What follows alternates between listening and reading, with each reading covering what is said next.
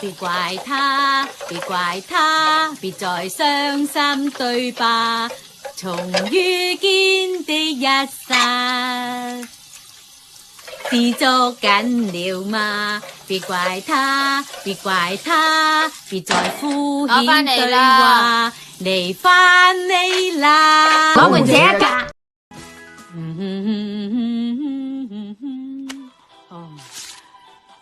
哈，件衫仲着得咁喎。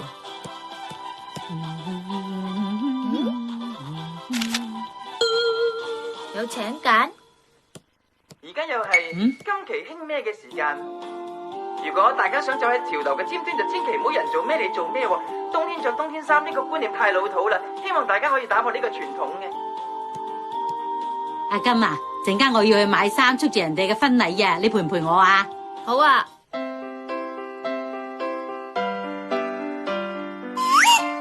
花師奶嘅潮流觸覺。架巴士咁耐仲未嚟嘅。花師奶對衣服嘅潮流觸覺，真係同一般人零舍唔同。因為對於花師奶嚟講，呢個世界上就只有街坊裝同埋上等人裝。我所講嘅街坊裝就係嗰種有彈性嘅，唔錯，褲頭帶，好鬆，仲有褲袋，幾好，而且褲浪夠闊，好好，價錢，夠平，我就買啦。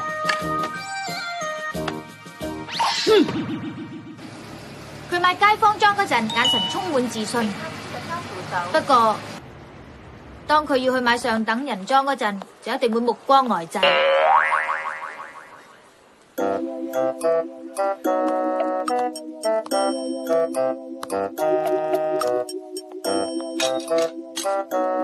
你覺得呢件衫夠唔夠潮啊？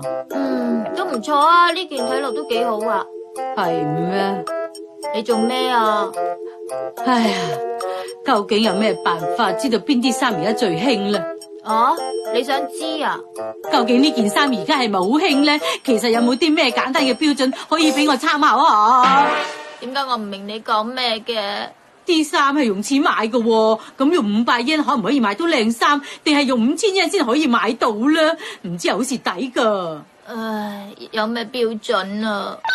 冬天着冬天衫呢個觀念太老土啦。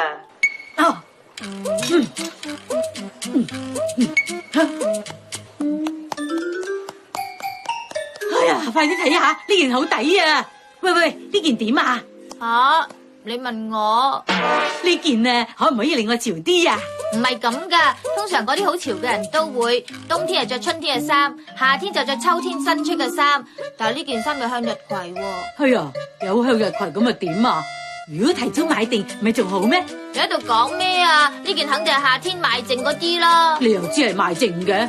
你自己睇下，呢件衫只係3折咋。如果係新出嘅衫，而家邊有可能有折啊？有咩所謂啊？橫掂有咁平，仲話有咩所謂？你真係咁着啊？就算件衫幾靚，你一樣唔會着得潮啦。真係咁嘅咩？咁梗係啦。冬天嘅時候着春裝，特價衫又唔買得。唉，今日買唔成啊！我哋都係走啦。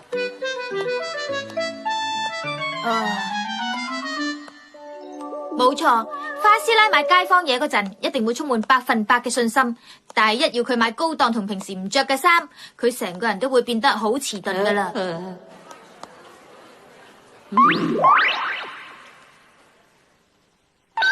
我哋睇下呢位小姐，佢成身配搭得好好，但係點解呢一件衫佢竟然會咁大意襯個咁樣嘅袋嘅呢？咁嘅配搭真係嘥晒啦。冇錯啦，去睇下手袋先。睇手袋唔係應該決定咗着咩衫先咩？冇錯啦，唔係淨係衫噶。花師奶睇手袋一樣分2種，就係街坊款嘅手袋，同佢好驚揀嘅上等人手袋。哎呀，呢個唔錯喎，個袋口夠大，係唔錯。由外邊睇又睇唔到裏邊啲嘢，唔錯，幾好。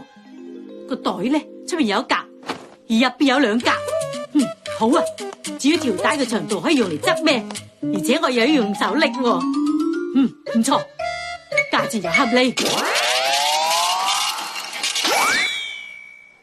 就買呢個。乜你唔係要買一個參加婚禮用嘅手袋咩？冇錯係啊。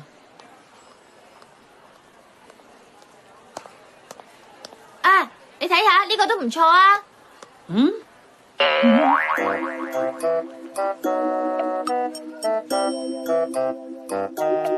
呢個手袋究竟要邊忽好啊？呢個手袋唔止可以襯你而家呢一件衫啊，而顏色都好啱春天。你做咩啊？你講得咁好聽，唔使心，一定係你自己想要啦。乜我攬呢條唔會太花咩？梗係唔會太花啦。我係講真噶，我覺得呢條真係好啱你噶。吓，真嘅？嗯，我覺得呢隻顏色比較適合花師奶你啊。你係咪講真噶？花師奶，我梗係講真啦。你而家唔買啊，你一定會後悔噶。係咪噶？嗯，珍珠都冇咁真。係咁，我就一於買呢條啦。一啲都唔襯我，阿金啊，呢一條真係唔啱我用啊，一啲都唔襯我嘅，你要唔要啊？我要啊，我要啊，真係好啦。總之我點都唔會上你當噶啦。我今日根本就冇呢個打算啊。今日冇呢個打算，咁即係話你上次係專登我買嗰條頸巾噶啦。唔可以俾佢提起嗰件事噶。啊，係啦，你去轉個髮型啊。嗯，去轉髮型？係啦，你去轉個髮型，咁外形唔同咗，到時可能你就會知道自己想要乜嘢啦嘛。啊，幾有道理咁喎。係啦係啦，講到髮型咯，對我哋嘅花師奶嚟講，都一樣係有街坊嘅髮型，同埋花師奶佢一直都好驚嘅上等人髮型兩種噶。呢邊唔該再點點啲啊，前面啲音咧要有層次嘅，我仲想再電攣少少，唔係好快會直翻嘅。雖然佢平時一直都係咁樣，今日個頭係咪照舊咁整啊？唔係啊，唔該今日幫我整得潮啲啊。咁即係點樣啊？應該點講好咧？即係上等人嘅髮型啊。上等人嘅髮型，真係好多謝你嘅幫襯啊！你喺度照咩啊？我叫佢幫我整個潮啲嘅髮型，你覺得點啊？你係唔係去開平時嗰間啊？冇錯係啊。咁唔得嘅，你真係想整一個完全唔同嘅髮型，就梗係要去第二間髮型屋啦。乜原來我要咁噶？你睇下，例如呢間啊。啊，睇嚟好似幾潮咁喎。呢間睇落都唔錯噶。婚禮舉行嗰日，我翻嚟啦。啊，你翻嚟啦？嗰個婚禮點啊？大家都讚我呢個髮型整得好好啊！啊，你個頭點解咁噶？我趁婚禮之前有時間，所以去咗你講嗰間髮型屋度剪頭髮。你覺得點啊？覺得點啊？咁你自己又覺得點？我都唔知啊。不過嗰個髮型師咧話我剪呢個頭真係好掂喎。你睇下幾春天。哦。成個茄瓜咁。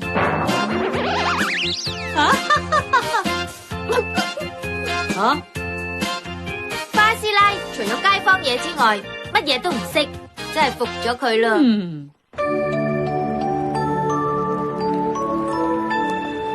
咁我哋聽日見啦，拜拜，小青，拜拜。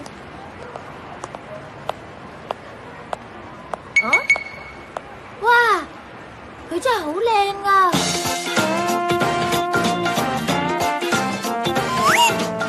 第三副與絕色美女，呢個女人真係生得非常之靚啊！佢嘅身材好苗條，佢嗰對腳仲好修長添。我估佢一定係個模特兒啦。如果小青見到，我相信佢一定會咁講。原來呢個世界上仲有呢種美女㗎。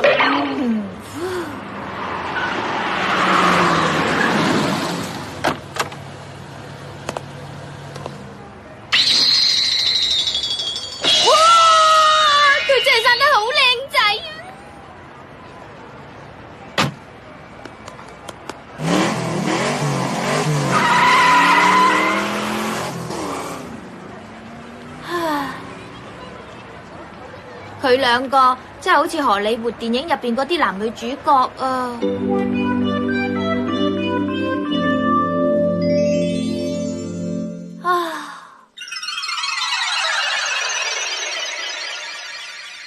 唉，個女人真係生得好靚啊！而嗰個男仔都生得好靚仔，嗰個女人生得咁靚，我估佢一定好多人追啦！我真係好羨慕啊！我都要變到好似嗰個女人咁啊！如果我可以變到佢咁，又唔知喺度發咩白日夢啦！吓？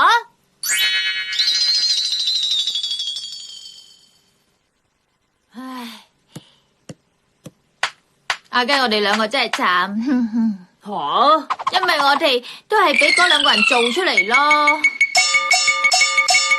唉，先天不足，就算點努力都冇用。佢究竟喺度講咩啊？都聽唔明嘅。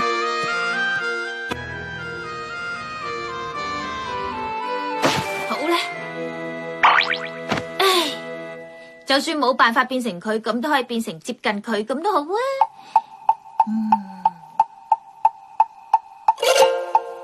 成為模特兒嘅秘訣，亦只係做美女嘅秘訣。啊，係，仲記得上次喺美容院睇到一篇雜誌報道，哎呀，成為一個絕色美女嘅獨門秘訣之一，一定要着一啲貴價嘅底衫褲。哼，有冇荒謬啲啊？啊，呢個講法幾荒謬，不過都幾有趣啊！呢個着貴價底衫褲嘅講法好似冇乜道理咁，但係諗深一層，其實呢個講法都幾有道理啊！嗰啲打扮咁高貴嘅美女，的確好有可能着一啲貴到冇人有嘅高檔底衫褲。啊！喂，知唔知啊？嗰對孖女大明星啊，唔理買嗰啲底衫褲有幾貴，都絕對唔會着第二次噶。即係咩意思啊？底衫褲着一次就抌咗佢啊，好似當係紙底褲咁，用完即棄咯。都唔知係真定假嘅。孖女明星加高貴美女加貴價底衫褲，就係絕色美女秘訣。唉，睇嚟一個絕色美女要着啲貴價底衫褲呢件事係千真萬確噶。但係相反嚟講，着殘舊底衫褲嘅女人，咪點都唔會係美女咯。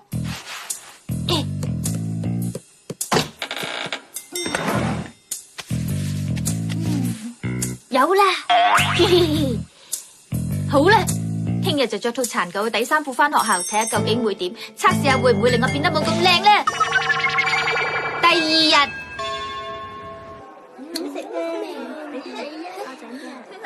小青點啊？咩點啊？我有冇啲咩唔同啊？例如個樣殘咗咁呢？做乜突然間咁問啊？你咪同平時差唔多。都話噶啦，根本唔會有分別嘅。底衫褲呢樣嘢着咗都冇人見到啦。咁究竟新定舊平定貴根本冇分別吓。你錯啦，阿金。啊？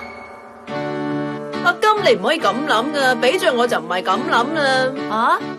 你諗下，阿金，一套價值2萬yen嘅底衫褲同2套先賣1000yen嘅底衫褲，個光環都唔同個人啦。光環？係啊，光環啊！只要身上着咗啲靚嘅底衫褲，就算係俾好多衫遮住咗，都可以睇得出有唔同嘅光環嘅。連着嘅底衫褲都咁講究，就算冇人睇到，都要使錢去買呢一種精神，好明顯就係一個絕色美女應有嘅態度嚟啦。吓？真係咁噶？如果係咁，你今日有冇喺我身上睇到破舊嘅光環啊？做咩啊？你嘅眼神好可怕啊！咪同平時一樣啦。真係好彩啫。咦？等陣先，小青，你話我同平時一樣，即係點啊？咪同平時一樣嘅意思咯。我冇睇到你有破舊嘅光環，亦都冇睇到你有啲咩特別唔同喎。好玄妙啊！呢個見啦。小青，你咁講嘅話，即係表示着殘舊嘅底衫褲唔會令一個女人突然之間變醜咯。講得啱啊！不如搵阿金你媽媽做個實驗啊！搵我媽媽做實驗？咁樣我哋先可以睇得客觀啲噶嘛。就俾阿金你媽媽試住一日貴價嘅底衫褲，睇下佢會唔會有個高貴嘅光環呢？聽起嚟好似好好玩咁喎。不過我估阿媽媽應該就冇買到嗰啲所謂貴價嘅底衫褲啦。我話佢應該冇可能會有添啊。點解最近出嗰啲底衫褲件件都咁細件嘅？哎呀，呢條唔錯咁喎，都幾有彈性啊，價錢都好合理啊。總之底衫褲咧，最緊要就係揀啲係棉質嘅。佢揀底衫褲一定要係棉質噶。不過嗰啲又貴又靚嘅底衫褲，唔係全部都係絲做嘅咩？攞我媽媽嚟做實驗咪做唔到嘅。唔係咩？我翻嚟啦。你翻嚟啦？咩話？美女要着貴價底衫褲？你話係咪啊？哎呀，估唔到你會考慮喎。係錢。吓？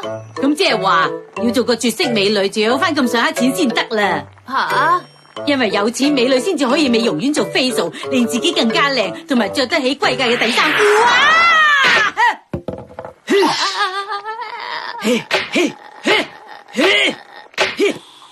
唉，之前同小青講嘢，我明明都明小青講咩噶，但係同花師奶講多兩句，我又唔係好明。究竟我要點先可以變成個絕色美女？唉，原來佢煩咁耐係煩點做一個美女啊！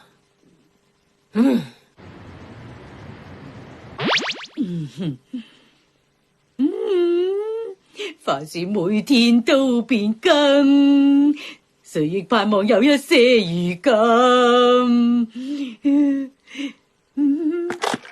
哎呀，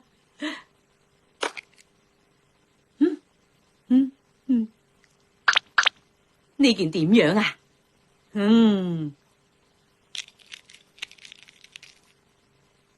都係咁樣會好啲喎。咦，好耐冇試過咁啦！我同老公已經好耐冇去過百貨公司 shopping 啦。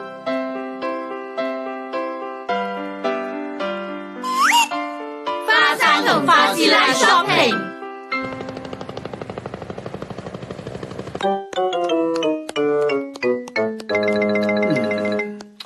喂，嚟啦，等到我一陣啦。我同花老爺而家要出街，你哋要睇住屋企啊。係。我哋夜啲就會翻嚟噶啦。係。你哋要乖啲啊。阿金啊，你記得收翻啲衫入嚟啊。係。喂，你究竟得未啊？係，我嚟噶啦。仲有啊。既然你去百貨公司，唔該幫我買樣嘢翻嚟啊！我講嘅就係百貨公司下層好好食嗰隻泡芙啊！老公啊，你等多我一陣啊！你就咁出去啊？你啲髮捲仲喺個頭上面啊！哎呀，我哋行先啊！哎呀，老公啊，你等埋我啊！哎呀！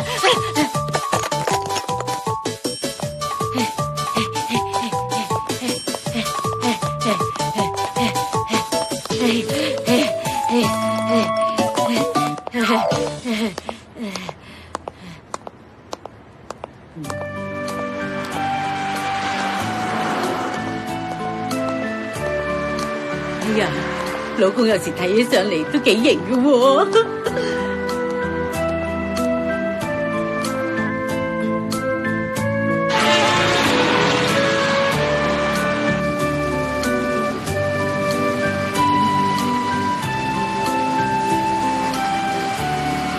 我老公喺呢個角度睇嚟，顯得好成熟好 man 啊！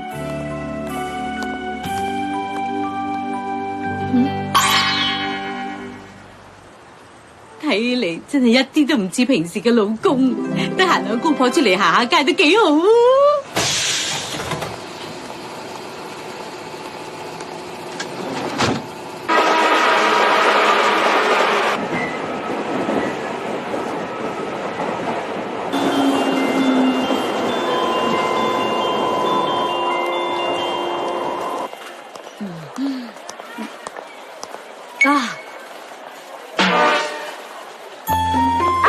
你等陣，老公。乜你真係唔使去廁所㗎？吓，你唔去咧，我想去啊！你幫我拎住啲嘢一陣先啦。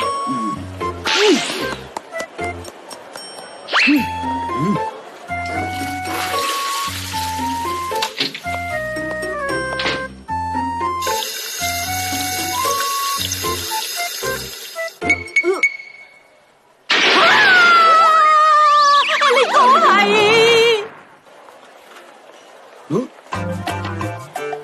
呀，老公啊，哎呀，你好衰噶，你點可以咁樣噶？你應該一早話俾我知，我提個法院喺度啊嘛！哎呀，頭先梗係好多人見到啦，哎呀，點算好咧？你叫我以後點見人啊？點見人喎？哎呀，老公啊，你一定知道咁大個法院，因為你實睇到噶。哎呀，睇唔到，有咩可能冇睇到啊？頭先我一直喺你隔籬嘅，我仲記得你明明企喺度噶嘛。有個法卷咁咪點啫？啊！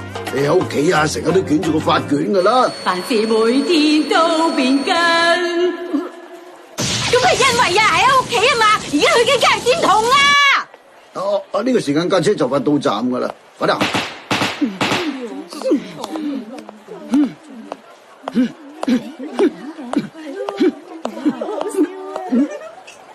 我做咩咧？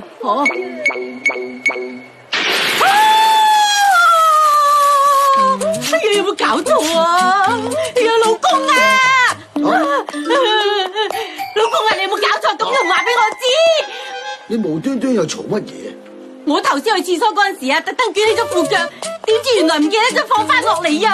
哎呀，臭死鬼啦！你點可以唔話俾我聽㗎？老公啊，你真係啊！你做咩唔幫我留意下？好心你啊，見到話俾我聽啦。我見唔到。啊！哎呀，你真係啊！公主有咩地方唔妥啊？喂，吓？你呢隻蜻蜓蜻蜓？咁樣扣啱噶啦。哦，做咩啊？佢個頭向住下邊。向住下邊都得噶。但係蜻蜓向住下邊好似好怪咁啊！是但啦，橫掂都係向下噶啦。哦，你認為呢個方向冇錯咩？真係啊！向住下邊有咩所謂？呢個蜻蜓心口針啊，根本冇規定點樣扣噶嘛。快啲行啦！你有冇買到嗰啲嘢啊？地下嗰層嗰啲泡芙啊？你係咪真係有買到噶？係咪你根本就冇買到喺度扮有買咋？我明明真係有買噶，我仲記得搭車嗰陣時，我仲拎住嗰盒泡芙冇放低嘅。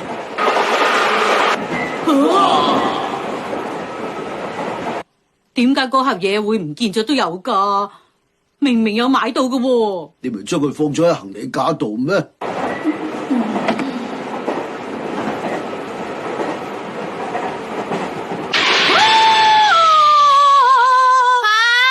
你放咗喺行李架度，唔記得拎翻嚟啊！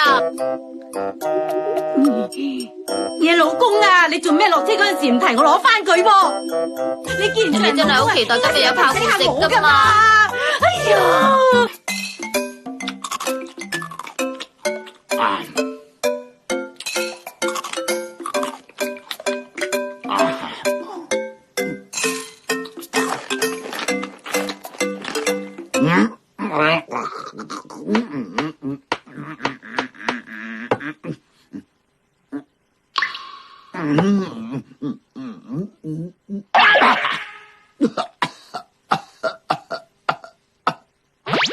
老公啊，你冇事啊？